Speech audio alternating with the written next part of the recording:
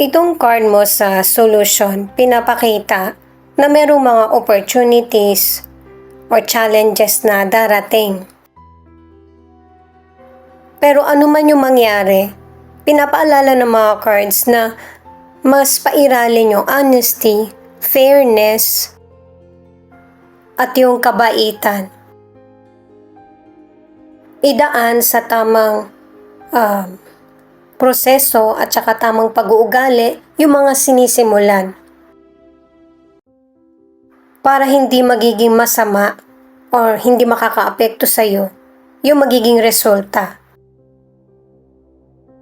At saka sa financial, pinapakita sa mga cards na kung may balanse at saka kalkulado mo kung ano yung mga dapat mong gawin, bilhin, mapapanatili mong balanse yung financial na meron ka. At saka financial na mismo, money na mismo or swerte ang lalapit sa iyo para matugunan kung ano man yung problem mo at mabigyan ng solusyon. At kung meron ka mang